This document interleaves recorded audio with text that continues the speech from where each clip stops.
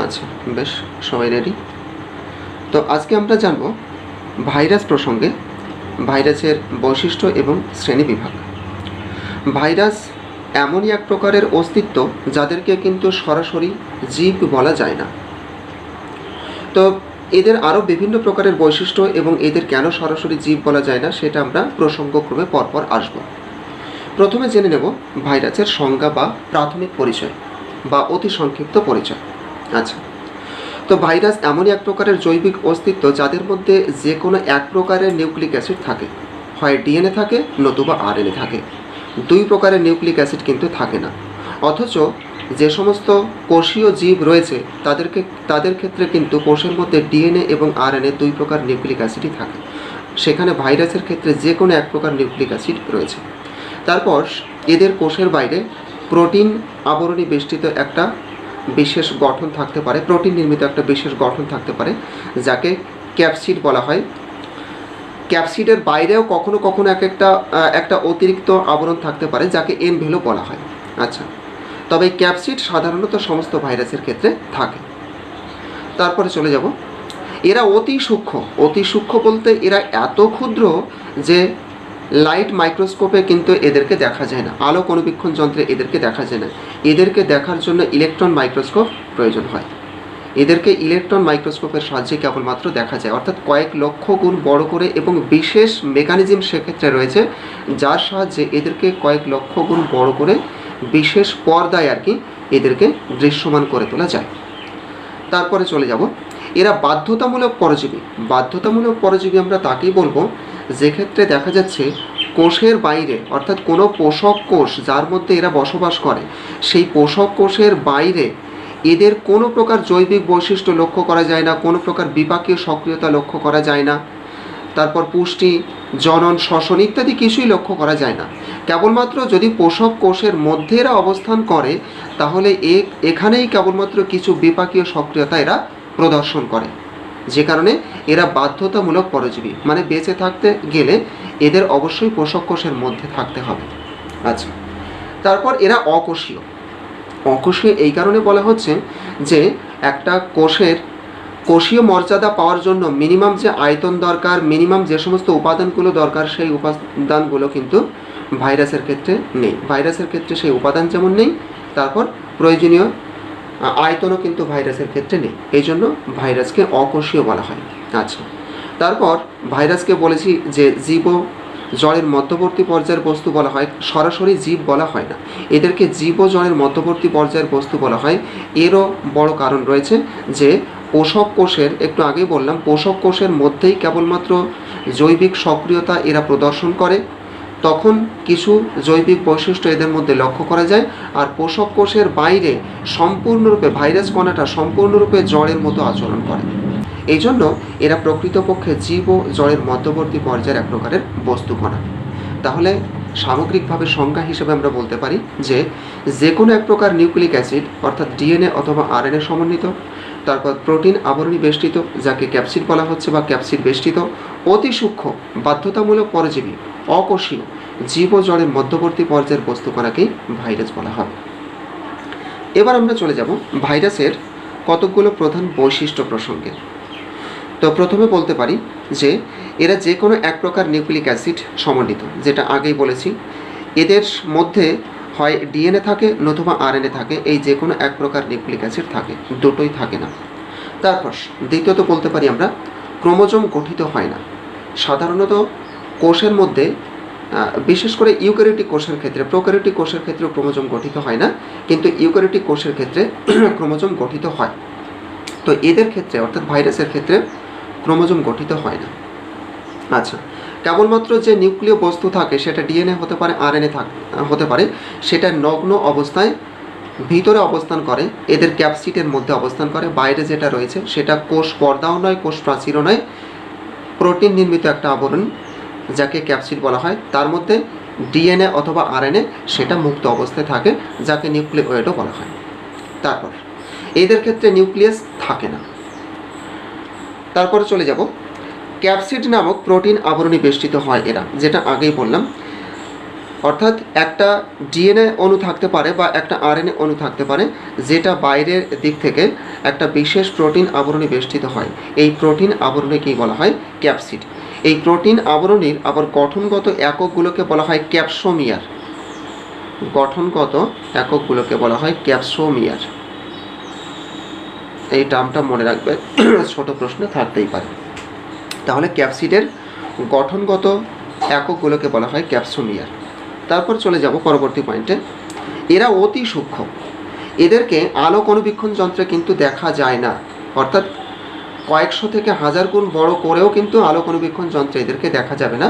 কেবলমাত্র ইলেকট্রন অণুবীক্ষণ যন্ত্রে বিশেষ মেকানিজমের সাহায্যে কিন্তু এদেরকে পর্দায় ছবির সাহায্যে ফুটিয়ে তোলা যায়, অর্থাৎ সেক্ষেত্রে এদের আকৃতি, প্রকৃতি, আয়তন ইত্যাদি সম্পর্কে ধারণা করা যায়। আচ্ছা, তারপরে যাচ্ছি পরবর্তী পয়েন্টে। এরা বাধ্যতামূলক পরজীবী।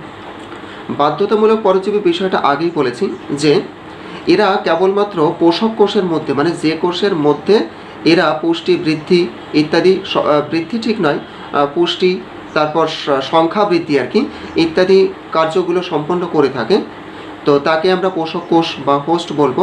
তো এই পোষক কোষের মধ্যেই কেবলমাত্র ভাইরাস প্রবেশ করে সেখানেই জৈবিক সক্রিয়তা দেখাতে পারে, আর পোষক কোষের মধ্যে কোনো প্রকার জৈবিক সক্রিয়তা দেখাতে পারে না।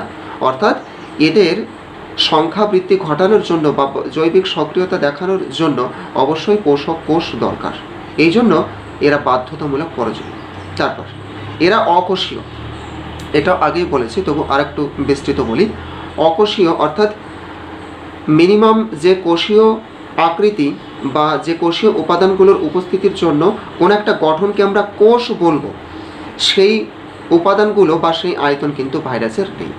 যেমন ভাইরাসের দৈর্ঘ্য 0.1 মাইক্রোমিটারের থেকেও কম, যেখানে কোষের একটা মিনিমাম দৈর্ঘ্য 0.1 মাইক্রোমিটারের থেকে বেশি হওয়া প্রয়োজন, অথচ ভাইরাসের তার থেকে কম। তারপর ভাইরাসের ব্যাস মাত্র 100 থেকে 200 অ্যাংস্ট্রম হতে পারে, যেখানে কোষের ন্যূনতম ব্যাস হওয়া উচিত 5000 অ্যাংস্ট্রম। অর্থাৎ কোষের মধ্যে বিভিন্ন প্রকারের বিপাকীয় কার্যাবলী সম্পাদনের জন্য কোষের মিনিমাম ব্যাস হতে হবে 5000 অ্যাংস্ট্রম, কিন্তু সেই আয়তন ভাইরাসের নেই। ভাইরাসের ব্যাস মাত্র 100 থেকে 200 অ্যাংস্ট্রম। তারপর এদের মধ্যে কোনো প্রকার কোষীয় অঙ্গাণু থাকে না। ইউক্যারিওটিক কোষে তো বিভিন্ন প্রকারের কোষীয় অঙ্গাণু রয়েছে, সে একক পর্দা বেষ্টিত, দ্বি-একক পর্দা বেষ্টিত রয়েছে বা আবরণবিহীন কোষীয় অঙ্গাণু রয়েছে। প্রোক্যারিওটিক কোষের ক্ষেত্রেও অন্যান্য কোষীয় অঙ্গাণু না থাকলেও আবরণবিহীন কোষীয় অঙ্গাণু রাইবোজোম থাকে। আবরণবিহীন কোষীয় অঙ্গাণু রাইবোজোম থাকে, যে ক্ষেত্রে এদের ক্ষেত্রে কিন্তু রাইবোজোমও থাকে না, অর্থাৎ কোনো প্রকার কোষীয় অঙ্গাণুই কিন্তু এদের ক্ষেত্রে থাকে না। আচ্ছা, তারপর চলে যাব পরবর্তী পয়েন্টে। এদেরকে কেলাসিত করা সম্ভব। সাধারণত কোনো জৈবিক অস্তিত্বকে কেলাসিত করা সম্ভব নয়, অজৈব বস্তুরই কিন্তু কেলাস গঠন করা সম্ভব। যেমন চিনি, লবণ ইত্যাদির নির্দিষ্ট কেলাস আকৃতি রয়েছে, তো সেরকম অজৈব বস্তুর মতো ভাইরাসকেও কিন্তু কেলাসিত করা সম্ভব, যেটা কিন্তু একটা জড়ের বৈশিষ্ট্য। তারপর এরা উত্তেজনায় সাড়া দেয় না, অর্থাৎ কোনো প্রকার সে আলো হোক, উষ্ণতা হোক, তারপর কোনো রাসায়নিক প্রভাব হোক বা কোনো তড়িৎ ক্ষেত্র হোক ইত্যাদি, কোনো প্রকার উত্তেজনার কোনো প্রকার প্রভাবকের প্রভাবে এরা কিন্তু সাড়া দেয় না। তারপর এরা বিপাক্রিয়া সম্পন্ন করে না। এদের ঠিক কোষ নয়, মানে যে কোষের মতো গঠন, তার মধ্যে কোনো প্রকারের বিপাকীয় কার্যাবলী পরিলক্ষিত হয় না, বিপাকীয় কার্যাবলী এরা সম্পন্ন করে না। তারপর এরা পুষ্টি, বৃদ্ধি, শ্বসন, চলন, গমন কোনোটাই কিন্তু প্রদর্শন করে না, কোনোটাই সম্পন্ন করে না। পুষ্টিও সম্পন্ন হয় না, এদের বৃদ্ধি ঘটে না, এদের শ্বসন, চলন, গমন ইত্যাদি কিন্তু কোনোটাই ঘটে না। তারপর আকৃতি। আকৃতিতে এরা বিভিন্ন রকমের হতে পারে, গোলাকার হতে পারে, দণ্ডাকার হতে পারে, ঘনকাকার হতে পারে। যেমন একটু ছবির সাহায্যে আমি দেখাই। গোলাকার হতে পারে, দণ্ডাকার হতে পারে, ঘনকাকার শেপের হতে পারে। আচ্ছা, কখনো কখনো স্পান শেপের বা ব্যাঙাচি শেপেরও হতে পারে। তো এরকম বিভিন্ন আকৃতির হতে পারে। তারপর চলে যাই পরবর্তী বৈশিষ্ট্যে। এরা জীব ও জড়ের মধ্যবর্তী পর্যায়ের বস্তু। তো এই ব্যাপারটা আগেই বলেছি। তারপরে চলে যাব আমরা ভাইরাসের শ্রেণী বিভাগে। ভাইরাসের শ্রেণীবিভাগ কিন্তু বিভিন্ন বৈশিষ্ট্যের উপরে ভিত্তি করে করা হয়ে থাকে। তো এই বিভিন্ন বৈশিষ্ট্যের উপরে ভিত্তি করে ভাইরাসের শ্রেণীবিভাগও কিন্তু বিভিন্ন প্রকারের হতে পারে। যেমন প্রথমত নিউক্লিক অ্যাসিডের প্রকৃতি অনুসারে ভাইরাসের শ্রেণীবিভাগ, অর্থাৎ নিউক্লিক অ্যাসিড ডিএনএ নাকি আরএনএ তার উপরে ভিত্তি করে ভাইরাসকে দুটো প্রধান ভাগে ভাগ করা হয়। নাম্বার 1 রাইবো ভাইরাস, যাদের ক্ষেত্রে নিউক্লিক অ্যাসিড আরএনএ প্রকৃতির, অর্থাৎ যে সকল ভাইরাসের ক্ষেত্রে নিউক্লিক অ্যাসিড হিসাবে আরএনএ বর্তমান তাদেরকেই রাইবো ভাইরাস বলা হয়। তো এই রাইবো ভাইরাস বা আরএনএ যুক্ত ভাইরাস আবার দুই প্রকারের হতে পারে। প্রথমত একতন্ত্রী আরএনএ ভাইরাস বা সিঙ্গেল স্ট্র্যান্ডেড আরএনএ ভাইরাস, যাকে সংক্ষেপে এসএসআরএনএ দ্বারা প্রকাশ করা হয়। এসএসআরএনএ ভাইরাস এইভাবে প্রকাশ করা হয়। যেমন পোলিও ভাইরাস, ইনফ্লুয়েঞ্জা ভাইরাস, তারপর human immuno deficiency virus, tobacco mosaic virus বা টিএমভি, র্যাবিজ ভাইরাস ইত্যাদি। দ্বিতীয়ত দ্বিতন্ত্রী আরএনএ ভাইরাস বা ডাবল স্ট্র্যান্ডেড আরএনএ ভাইরাস বা সংক্ষেপে এদেরকে ডিএসআরএনএ ভাইরাসও বলা হয়, যেমন রিও ভাইরাস। দ্বিতীয় প্রকার ভাইরাস হচ্ছে ডিঅক্সিরাইবো ভাইরাস, যাদের নিউক্লিক অ্যাসিডের প্রকৃতি ডিএনএ। আচ্ছা, তো নিউক্লিক অ্যাসিডের প্রকৃতি ডিএনএ এরকম ভাইরাসকেই ডিঅক্সিরাইবো ভাইরাস বলা হচ্ছে। এরাও আবার দু প্রকারের হতে পারে। প্রথমত একতন্ত্রী ডিএনএ ভাইরাস, যেক্ষেত্রে ডিএনএটা একতন্ত্রী বিশেষ, বা সিঙ্গেল স্ট্যান্ডার্ড ডিএনএ ভাইরাস, সংক্ষেপে যাদেরকে এসএস ডিএনএ ভাইরাসও বলা হয়। আচ্ছা, যেমন কোলিফাস MS2। তারপর দ্বিতীয়ত দ্বিতন্ত্রী ডিএনএ ভাইরাস, এটাই নর্মাল ডিএনএ আর কি, বা ডাবল স্ট্যান্ডার্ড ডিএনএ ভাইরাস, যাকে সংক্ষেপে টিএস ডিএনএ ভাইরাসও বলা হয়, যেমন হেপাটাইটিস বি ভাইরাস, ফুলকপির মোজাইক ভাইরাস ইত্যাদি। তারপরে চলে যাব আমরা পোষকের প্রকৃতি অনুসারে ভাইরাসের শ্রেণী বিভাগে। পোষক মানে যার মধ্যে এরা পুষ্টি সম্পন্ন করতে পারে বা সংখ্যা বৃদ্ধি ঘটাতে পারে বা বিপাকীয় সক্রিয়তা দেখাতে পারে, যে কোষের মধ্যে প্রবেশ করে তাকেই পোষক কোষ বলা হয়। তো এই পোষক কোষ হিসাবে কে ভূমিকা পালন করছে তার উপরে ভিত্তি করে ভাইরাসকে আবার কয়েক প্রকারে ভাগ করা হয়।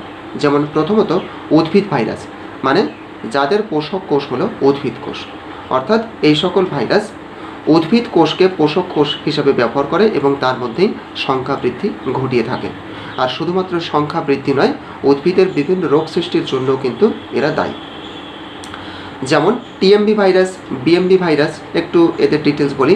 Tobacco mosaic virus, BMV virus বা বিন মোজাইক ভাইরাস, পিএমভি ভাইরাস বা পি মোজাইক ভাইরাস। আর উদ্ভিদ ভাইরাসের নিউক্লিক অ্যাসিডের প্রকৃতি সাধারণত আরএনএ প্রকৃতির হয়। ম্যাক্সিমাম ক্ষেত্রে কিন্তু নিউক্লিক অ্যাসিড হিসাবে আরএনএ বর্তমান, ব্যতিক্রমী একটা দুটো ক্ষেত্রে ডিএনএ থাকতে পারে। আচ্ছা, তারপর দ্বিতীয় প্রকার ভাইরাস হলো প্রাণী ভাইরাস। এদের ক্ষেত্রে পোষক কোষ হলো প্রাণী কোষ। এরা প্রাণীদের কোষকে আক্রমণ করে এবং বিভিন্ন প্রকারের রোগ সৃষ্টি করে, সেখানে সংখ্যা বৃদ্ধি ঘটায় এবং বিপাকীয় সক্রিয়তা প্রদর্শন করে। আর প্রাণী ভাইরাসের নিউক্লিক অ্যাসিডের প্রকৃতি কিন্তু সাধারণত ডিএনএ, তবে ব্যতিক্রমীভাবে কখনো কখনো আরএনএ যুক্ত, আরএনএ এই নিউক্লিক অ্যাসিড বিশিষ্ট প্রাণী ভাইরাসও কিন্তু দেখা যায়। তো প্রাণী ভাইরাসের উদাহরণ যেমন পোলিও ভাইরাস, ইনফ্লুয়েঞ্জা ভাইরাস ইত্যাদি। তারপর তৃতীয় নম্বর ভাইরাস পাচ্ছি আমরা ফাজ ভাইরাস। ফাজ ভাইরাসের পোষক কোষ সাধারণত ব্যাকটেরিয়া, তবে ব্যাকটেরিয়া ছাড়াও সায়ানোব্যাকটেরিয়া, তারপর ফাঙ্গি ইত্যাদিকেও কিন্তু এরা পোষক কোষ হিসাবে বেছে নিতে পারে। কিন্তু ব্যাকটেরিয়ার পোষক কোষ হিসাবে ফাজ ভাইরাস ম্যাক্সিমাম ক্ষেত্রেই দেখা যায়, অর্থাৎ অধিকাংশ ক্ষেত্রেই ফাজ ভাইরাসের পোষক ব্যাকটেরিয়া। কিছু ক্ষেত্রে সায়ানোব্যাকটেরিয়া হতে পারে এবং কিছু ক্ষেত্রে ফাঙ্গি হতে পারে। উদাহরণ নিয়ে নেব, যেমন T2 ফাজ, T4 ফাজ, LPP1, SM1। তো এই যে আমরা নামকরণ করছি বা নামকরণ করেছেন বিজ্ঞানীরা, টি দিয়ে LPP ইত্যাদি ইত্যাদি, তার সঙ্গে আবার সংখ্যা টংখ্যা ইত্যাদি অনেক কিছু নিয়ে এসছে। এগুলো যিনি আবিষ্কার করেছেন তাদের অনেক কিছুর উপর ভিত্তি করে কখনো কখনো বিজ্ঞানীর নাম হয়তো এর মধ্যে সংক্ষেপে যুক্ত রয়েছে, আবার অধিকাংশ ক্ষেত্রেই দেখা যাচ্ছে সেই ভাইরাসের প্রকৃতি কী, তারা কোন জীবকে আক্রমণ করছে বা কোন ব্যাকটেরিয়াকে আক্রমণ করছে বা কোন সায়ানোব্যাকটেরিয়াকে আক্রমণ করছে। তো শুধুমাত্র ব্যাকটেরিয়ার ক্ষেত্রে নয়, অন্যান্য ভাইরাসের ক্ষেত্রে এরকম সংখ্যা বা অক্ষর দিয়ে নামকরণ রয়েছে, কিন্তু সে সমস্ত ক্ষেত্রেই এরকম ভাইরাসের প্রকৃতি বা কাদেরকে আক্রমণ করছে তার উপরে ভিত্তি করে এরকম নামকরণ করা হয়েছে, বিভিন্ন কোড ফোড ইত্যাদি ব্যবহার করে নামকরণ করা হয়েছে। তারপরে চলে যাচ্ছি আমরা আকৃতি অনুসারে ভাইরাসের শ্রেণীবিভাগ। আকৃতি অনুসারে ভাইরাসের শ্রেণীবিভাগ অর্থাৎ কী আকৃতির হয়ে থাকে, অত্যন্ত সহজ ব্যাপার। তো ভাইরাস বিভিন্ন আকৃতির হতে পারে, যেমন গোলাকার শেপের ভাইরাস হতে পারে, যেমন polio virus, influenza virus, rhino virus ইত্যাদি। দ্বিতীয়ত দণ্ডাকার প্রকৃতির ভাইরাস, অর্থাৎ লম্বা দণ্ডের মতো হতে পারে, যেমন টোবাকো মোজাইক ভাইরাস, আলুর লেট ব্লাইট ভাইরাস ইত্যাদি। তারপরে চলে যাব আমরা তৃতীয় প্রকারের ঘনকাকার ভাইরাস। এরা ঘনকাকার বা কিউবয়েডাল শেপের হয়ে থাকে, যেমন ভ্যারিওলা ভাইরাস, হার্পিস ভাইরাস ইত্যাদি। আচ্ছা, 4 নম্বর প্রকার রয়েছে ব্যাঙাচি শেপের বা স্পার্ম শেপের বা শুক্রাণু আকৃতির হতে পারে, যেমন ফাজ ভাইরাসগুলো স্পার্ম শেপের হয়ে থাকে। ফাজ ভাইরাসটা একটুখানি দেখাই, দেখিয়েছি বোধহয় ফাজ ভাইরাসটা। এই ফাজ ভাইরাসটা খানিকটা এরকমটি দেখতে, এরকমটি গঠন বিশিষ্ট। তারপর কিছু প্রশ্ন এমন হতে পারে বা আগে আমরা সংক্ষেপে আলোচনা করে এসেছি, সেইটা সম্পর্কে যখন সরাসরি প্রশ্ন করবে তখন তোমরা কিভাবে উত্তর লিখবে সে সম্পর্কে একটু বলবো। যেমন প্রশ্ন হতে পারে ভাইরাসকে অকোষীয় বলা হয় কেন, ভাইরাস কেন অকোষীয়, এই প্রসঙ্গে কিন্তু আগে বলে এসেছি। তো তোমরা কিভাবে উত্তর লিখবে, ভাইরাসকে অকোষীয় বলা হয় কেন, এ ব্যাপারে আগেই আলোচনা করেছি যে ন্যূনতম বা মিনিমাম যে কোষীয় আয়তন, সেই আয়তন কিন্তু ভাইরাসের ক্ষেত্রে নেই। কোষের মিনিমাম আয়তন হবে 0.1 মাইক্রোমিটারের থেকে বড়, গ্রেটার দেন 0.1 মাইক্রোমিটার। কিন্তু ভাইরাসের দৈর্ঘ্য সেক্ষেত্রে 0.1 মাইক্রোমিটারের থেকে কম, লেস দ্যান 0.1 মাইক্রোমিটার।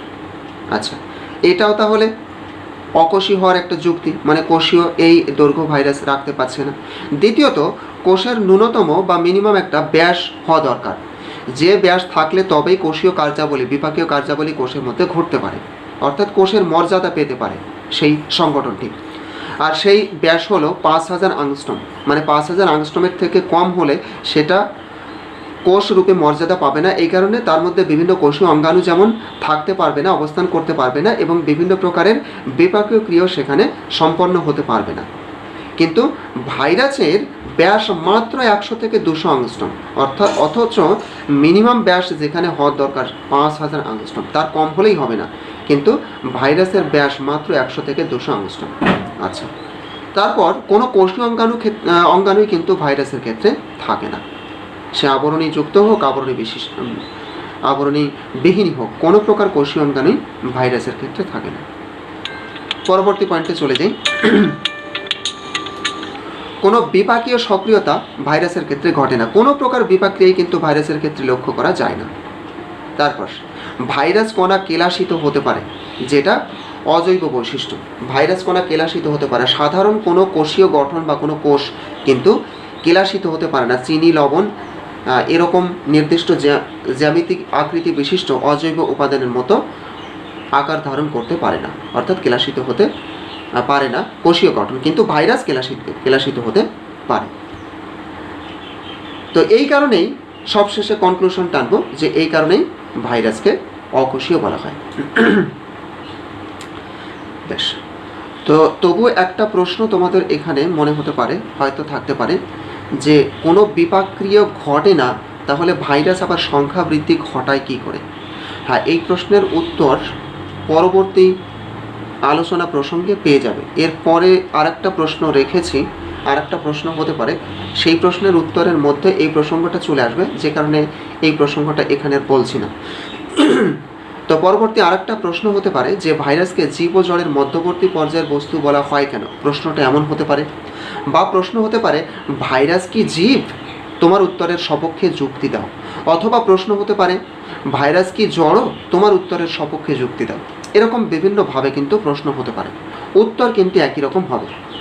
অর্থাৎ উত্তর তোমরা এইভাবেই লিখবে যে ভাইরাসের ক্ষেত্রে দুটো সুস্পষ্ট দশা বর্তমান, একটা বহিঃকোষীয় দশা এবং একটা অন্তঃকোষীয় দশা।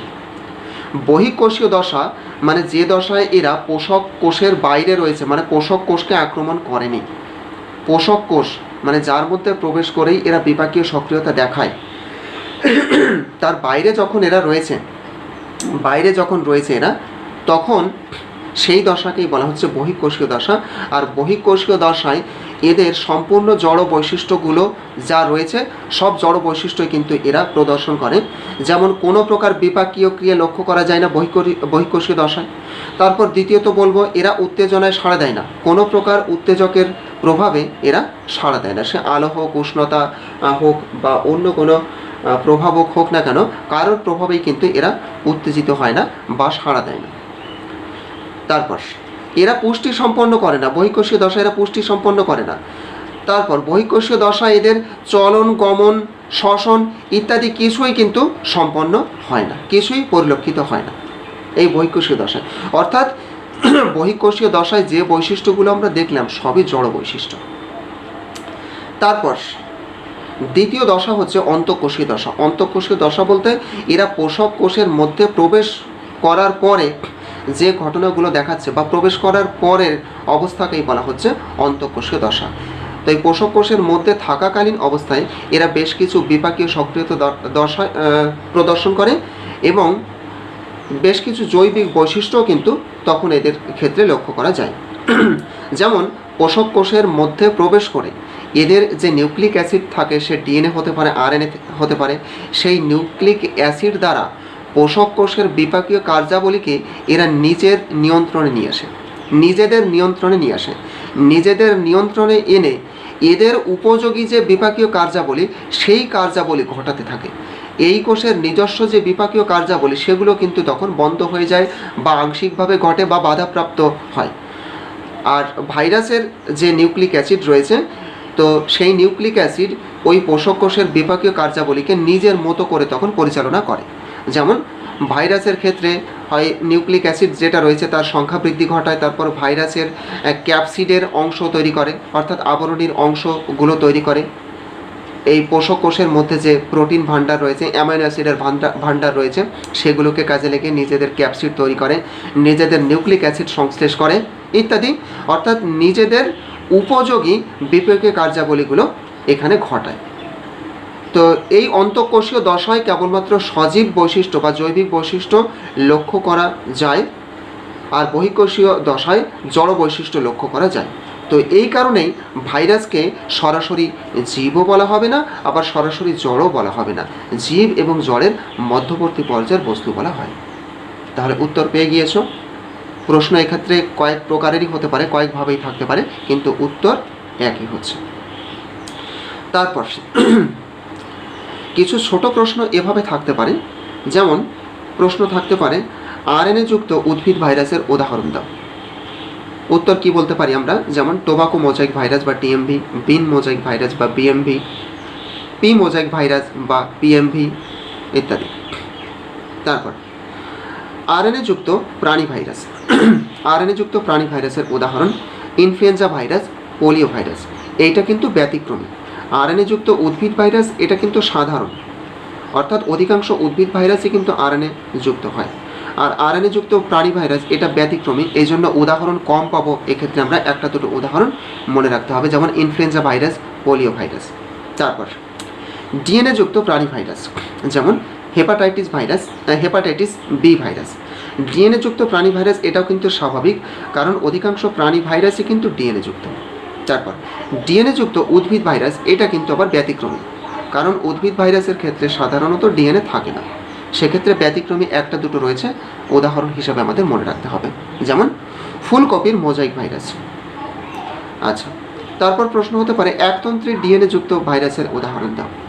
কোলিফাস MS2 ক্ষুদ্রতম ভাইরাসের উদাহরণ দাও বা ক্ষুদ্রতম ভাইরাসের নাম লেখো। রাইনো ভাইরাস, ক্ষুদ্রতম ভাইরাসটি হলো রাইনো ভাইরাস।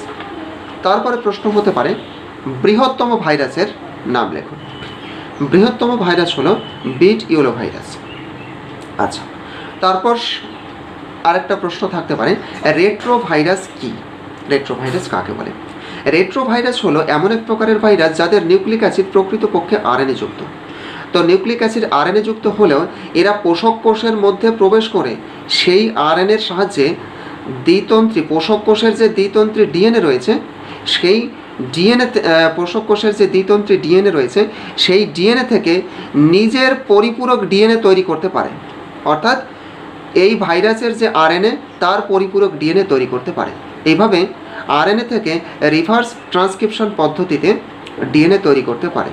এই বৈশিষ্ট্য যে সকল ভাইরাসের ক্ষেত্রে রয়েছে তাদেরকেই রেট্রোভাইরাস বলা হয়, অর্থাৎ বিপরীতমুখী ঘটনা। সাধারণত ডিএনএ থেকেই কিন্তু আরএনএ তৈরি হয়, ডিএনএ থেকে ট্রান্সক্রিপশন পদ্ধতিতে আরএনএ তৈরি হয়। আর আরএনএ থেকে কিন্তু বিপরীতমুখীভাবে অর্থাৎ ডিএনএ সাধারণত তৈরি হয় না। কখনো কখনো কিছু ব্যতিক্রমীভাবে, যেমন এই ভাইরাসগুলোর ক্ষেত্রে ঘটে, সেক্ষেত্রে রিভার্স ট্রান্সক্রিপশন পদ্ধতিতে আরএনএ থেকে ডিএনএ তৈরি হতে পারে। ডিএনএ থেকে আরএনএ তৈরির পদ্ধতিকে বলা হয় ট্রান্সক্রিপশন, আর আরএনএ থেকে ডিএনএ তৈরির এই বিপরীতমুখী পদ্ধতিকে বলা হয় রিভার্স ট্রান্সক্রিপশন, যেমন রাউস সার্কোমা ভাইরাস। সবশেষে আমরা চলে যাব পার্থক্যে, উদ্ভিদ ভাইরাস এবং প্রাণী ভাইরাসের মধ্যে পার্থক্য। তো প্রথমত বলতে পারি উদ্ভিদ ভাইরাস, এদের নিউক্লিক অ্যাসিডের প্রকৃতি কিন্তু আরএনএ, এরা আরএনএ প্রকৃতির নিউক্লিক অ্যাসিড ধারণ করে। আচ্ছা, প্রাণী ভাইরাসের নিউক্লিক অ্যাসিডের প্রকৃতি কিন্তু ডিএনএ। তারপর উদ্ভিদ ভাইরাসের ক্ষেত্রে যে ক্যাপসিড থাকে সেই ক্যাপসিডের বাইরে অতিরিক্ত আবরণ সাধারণত থাকে না, অথচ প্রাণী ভাইরাসের ক্ষেত্রে ক্যাপসিডের বাইরে অতিরিক্ত আবরণ বা এনভেলপ বা কখনো কখনো পেলপোমিয়ারও বলা হয় থাকতে পারে, অতিরিক্ত আবরণ থাকতে পারে। সব ক্ষেত্রে কিন্তু থাকে না, তবে কিছু কিছু প্রাণী ভাইরাসের ক্ষেত্রে থাকতে পারে।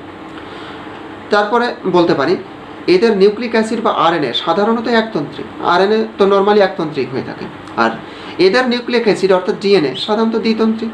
তারপর নিউক্লিক অ্যাসিড রৈখিক, এক্ষেত্রে নিউক্লিক অ্যাসিড যেহেতু আরএনএ, আর আরএনএটা রৈখিক বা লিনিয়ার। আর এদের ক্ষেত্রে প্রাণী ভাইরাসের যে নিউক্লিক অ্যাসিড সেটা তো ডিএনএ, তো ডিএনএটা রৈখিক হতে পারে, আবার অনেক ক্ষেত্রে চক্রাকার হতে পারে। আর শেষের দিকে একটা দুটো করে উদাহরণ এখানে জুড়ে দেবে।